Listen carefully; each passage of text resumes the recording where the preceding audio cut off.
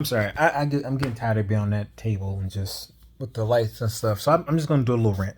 So Donald Glover did this. I'm watching this whole thing by Leighton observes. I'm not. I got questions. I don't know about his place of origin or anything like that. I think he's British, but he spoke about he's mentioned it. I'm watching this whole thing. It's about an hour, and he showed Donald Glover say, "Hey, I want to be a white rapper." But if you follow a string of tweets that he says, and they probably use a Wayback Machine to actually find them, but he says, "Hey, I want to be a big white rapper, the biggest of all time, because Eminem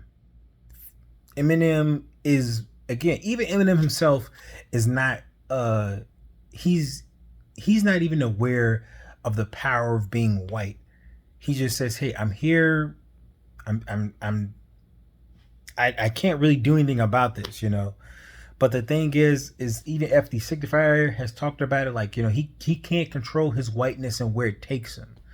Um, but we are aware that that America does lift these people up, lift them up unimaginably so. Before Eminem and maybe a few other white rappers, there was like Vanilla Ice, and they allowed Vanilla Ice to get away with it so much that they wouldn't let a black rapper do.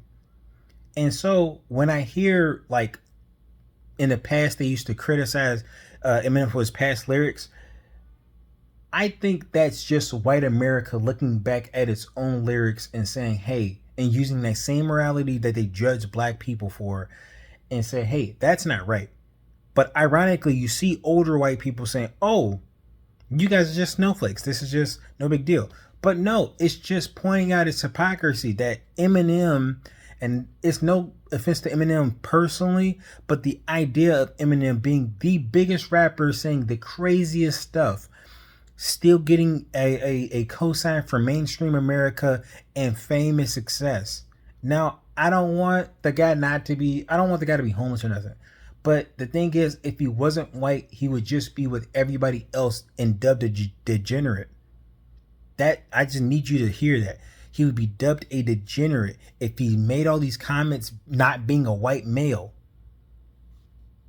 So that's my problem. And that's when I read his string of tweets, unfortunately the Breakfast Club is not really good at like parceling stuff together. Maybe they didn't know about the Wayback Machine, and maybe this is just me having 2020 watching this guy's Leighton Observes video and seeing all the tweets and seeing all the context and clearly understanding the context. Because when I seen this poem of his and he deleted it, I understand what that's like to delete stuff because you're like, people just won't understand. People might misconstrue what I'm saying, and people have a tendency to do that, especially when you get big. They hop on, they jump on stuff, and they just don't give you a chance, and they don't really read your stuff, and they don't whatever. But my thing is just I understood exactly what he was talking about, man, because he was saying like, you know, hey, I wish I was a white rapper that, you know, the cousin I got that got stabbed and shot, you know, that he came back, you know, came that he was, I don't know, I'm not sure about all that, but he was saying like, yo, there is just so many benefits to whiteness that white people take for granted.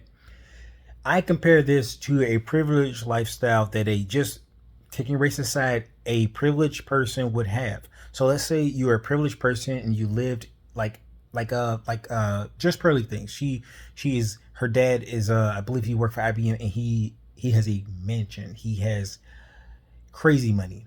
He has crazy money. I is that old money? I'm not sure.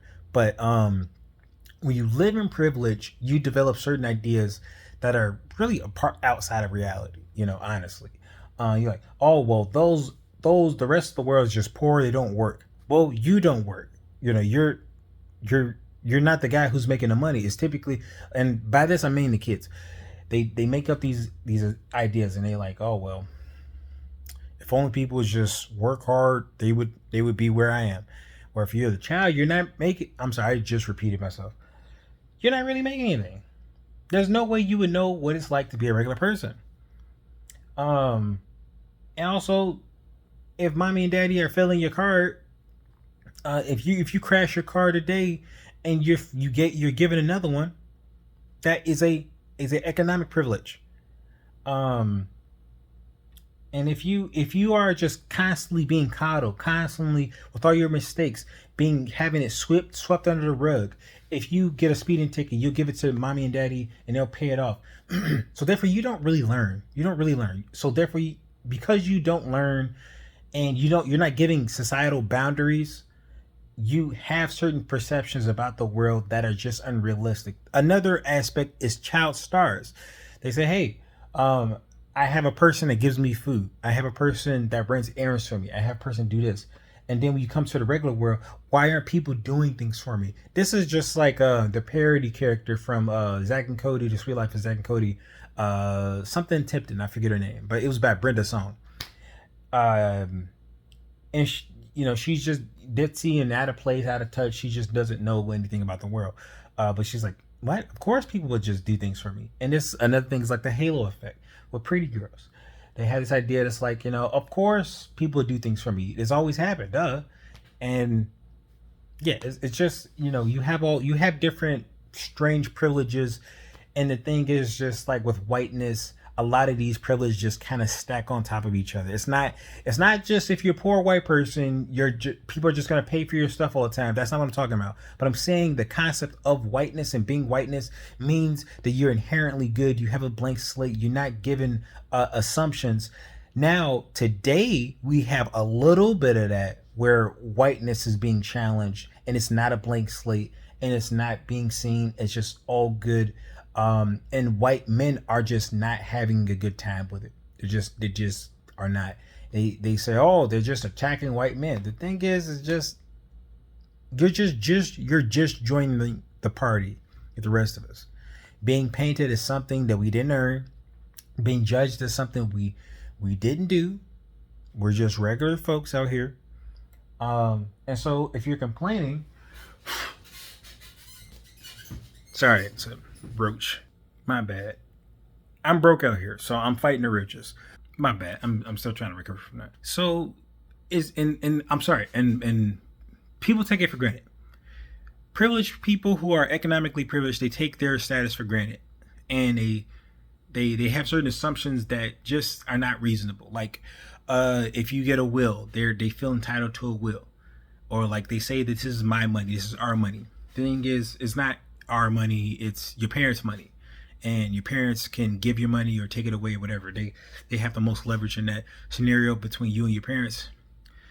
And the thing is, it's just bad assumptions. But the thing is, if nobody challenges you on these assumptions, or they just let it go, sweep under the rug, you can't be challenged on them. So you don't come. My bad, I'm getting paranoid. You can't be given new information to challenge your ideas. So that's why I think whiteness is about. It's about a social privilege, and you say weird things, and you make certain assertions. This is a human concept. If the races were flipped, it would still be happening. It just wouldn't be happening to someone who looks like me. It would just be somebody who looks like somebody else. So my point is just like, it's just not right in the current paradigm. Again, it wouldn't be right flipped either. But like the idea is just like we have to critically think. The thing is, for me as a black person, I have to critically think about the world around me.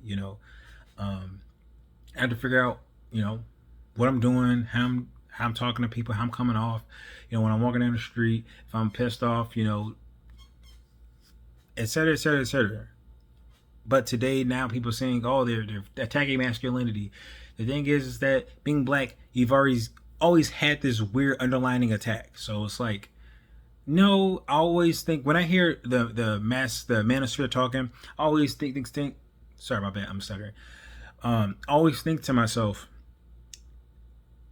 well, not really. It's more so a I guess attack on white masculinity. Because we've always had to have our issues in battle, fighting. What is it? Punching up or punching down? I don't know. We've always been trying to fight against the powers that be. So, yeah.